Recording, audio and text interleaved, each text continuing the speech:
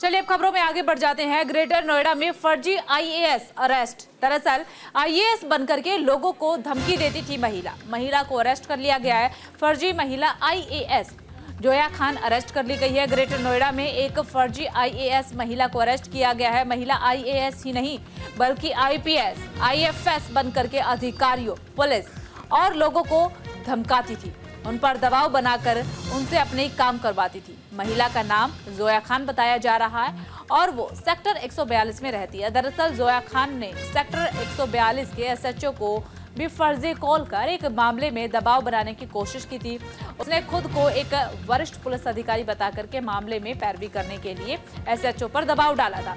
इसके अलावा अभिषेक जैन नाम के शख्स को फर्जी RAW और एंटी करप्शन ब्यूरो के नंबर से कॉल कर धमकी भी दी गई थी। जोया खान पहले भी नोएडा, गुरुग्राम और मेरठ में फर्जी IAS IPS बनकर के पुलिस एस्कॉर्ट से मांग कर चुकी है। इसके साथ ही 3 जगहों पर उसके फर्जीवाड़े की पोल खुलने के बाद उसके खिलाफ मुकदमा दर्ज किया गया।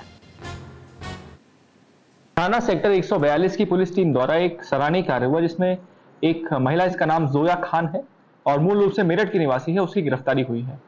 जोया कॉल स्पूफिंग करती थी। कॉल स्पूफिंग का अर्थ होता है कि कॉलर अपनी आइडेंटिटी बदल लेता है और किसी दूसरे की आइडेंटिटी से वो कॉल करता है। इसका मतलब होता है कि जो व्यक्ति कॉल उठा रहा है उसको लगेगा कि उसके किसी विश्वसनीय आदमी से उसको कॉल आ रहा है और उसी का नंबर भी डिस्प्ले होता है, परंतु उस कॉल करने के पीछे कोई और व्यक्ति। यह एक सॉफ्टवेयर यूज करती थी जिसका नाम पोर्टसिप है।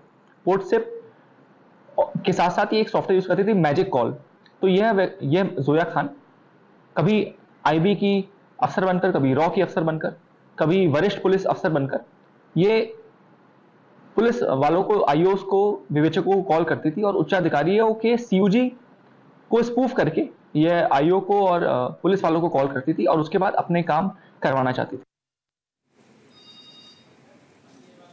तो ज्यादा जानकारी के साथ हरिशंकर नोएडा से लाइव जुड़ चुके हैं। हरिशंकर, इस पूरे मामले में जोया खान की गिरफ्तारी हो गई है, इसके अलावा क्या अपडेट आपको मिल पा रहा है?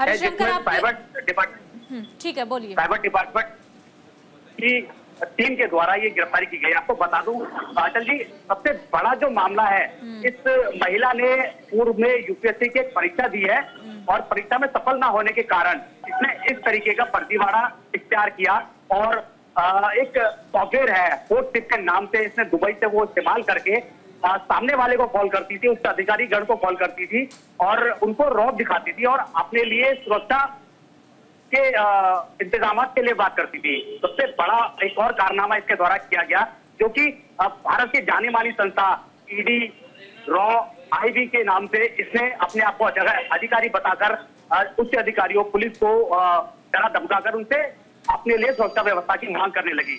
हालांकि ये इस मामले में मेरठ से, बिसत से और गुरुग्राम से जेल जा चुकी है। इस पे इन्हीं धाराओं में, इन्हीं प्रकरण के मुख्य धाराओं में मुकदमा दर्ज किया गया है और जैसे गिरफ्तारी की गई, इसका जो खुलासा हुआ उसके बाद पुलिस भी स्तब्ध रह गई, पुलिस भी चौंक गई कि किस तरीके से ये उच्च अधिकारियों के सरकारी नंबरों का इस्तेमाल करके अन्य पुलिस अधिकारियों को रौब दिखाती थी और अपना काम निकालने का प्रयास करती थी। अभी सबसे बड़ी बात ये देखने की होगी कि किस तरीके से जो अन्य जो विभाग के अधिकारी है, जो बड़े बड़े जो ये नाम लेकर के काम कर रही थी, जो फर्जीवाड़ा कर रही थी, उनकी तरफ से क्या संज्ञान लिया जाएगा और आगे क्या कार्रवाई की जाएगी। जी ठीक है हरिशंकर, देखिए जोया खान पहले भी नोएडा, गुरुग्राम और मेरठ में भी फर्जी IAS बन करके अपने तमाम काम जो है वो निकलवा चुकी है।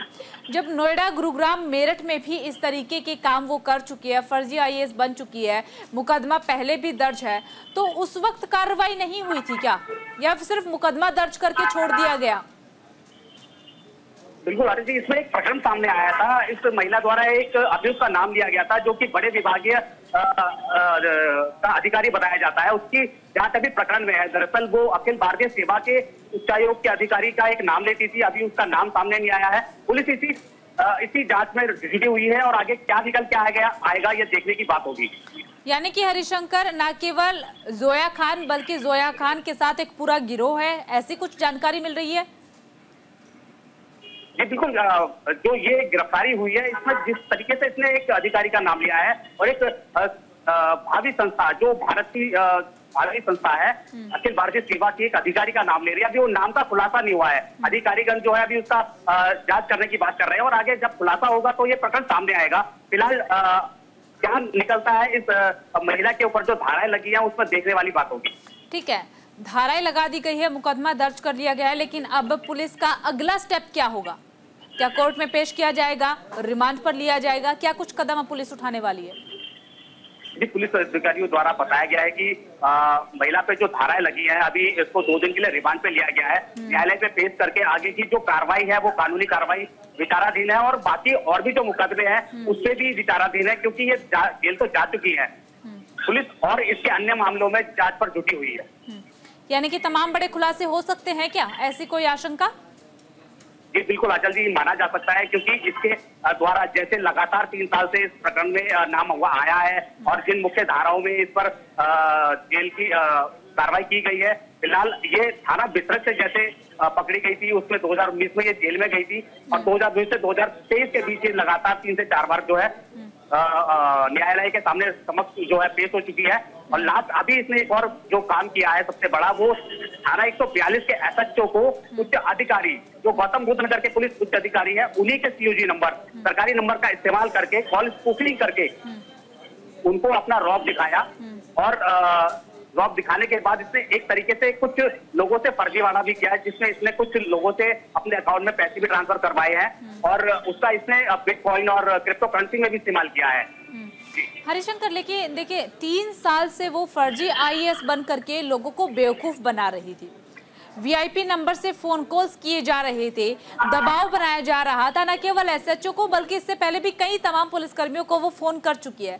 तब खुलासा क्यों नहीं हो पाया था, क्या वजह है? जी बिल्कुल जी, ये मामला जो है बहुत ही गंभीर है क्योंकि 3 बार जब मामले सामने आए थे उसके बाद ये किस तरीके से अपनी गिरफ्तारी से बची है और किस तरीके से ये मामला विचाराधीन है, क्योंकि आज जिस तरीके से जो गिरफ्तारी हुई है साइबर डिपार्टमेंट द्वारा और नोएडा पुलिस द्वारा, आगे ये उच्च अधिकारियों जो जिन विभागों का नाम लिया है उन विभागों में भी इसकी जो एफआईआर है वो भेजी जाएगी। वहां से क्या जवाब आता है, क्या जवाबी कार्रवाई होगी, वो अभी प्रकरण में जांच का विषय है। चलिए ठीक है हरिशंकर, बहुत बहुत शुक्रिया आपका तमाम जानकारी साझा करने के लिए। तो फर्जी आईएएस जोया खान को अरेस्ट कर लिया गया है, 2 दिन के रिमांड पर भेजा गया है। तमाम बड़े खुलासे होने की उम्मीद की जा रही है।